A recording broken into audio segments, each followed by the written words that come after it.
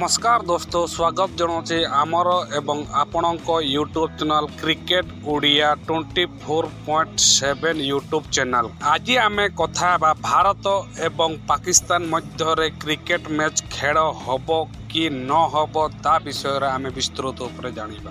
ICC टी20 world cup 2024 रे भारत और पाकिस्तान मध्य मैच खेला जिवो।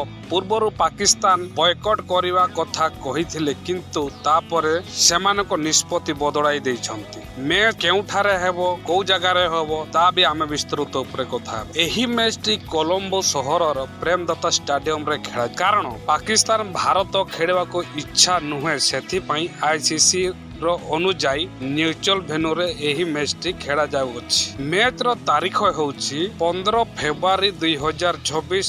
एहा श्रीलंकार प्रेमदत्ता स्टेडियम रे खेला 15 तारीख दे। पाकिस्तान आईसीसी आगे केउ कोन शर्त सब रखिथिला। Pakistan cricket board PCB ICC आगे किछि शर्त रखिथिला। भारत और पाकिस्तान बायलेटर सीरीज पूर्वरु आरंभ हो किंतु असंभव बायलेटर सीरीज पाई बांग्लादेश सहित ट्राई सीरीज खेला जाऊ सेटा भी दर्शक बंधु इम्पॉसिबल। किछि क्रिकेट संपर्कित नीतिगत भाव में खेला जाऊ जेमिति कि हैंडशेक हो नथिला एवं अन्य क्रिकेट मैदान रे ठारनार ए सब जिनस चलीला से गुड़ाक न हो बोलिकी से गुड़ाक प्रतिश्रुति आईसीसी आगे पाकिस्तान और बांग्लादेश सहित मिलमिशि एक बैठक हम से आईसीसी को यही सब शर्त उपरे रोक लगे किंतु यही सब शर्त गुड़िक आईसीसी कौन सी शर्त मानि नथिला एवं स्पष्ट भाव में जवाब दे देथिला।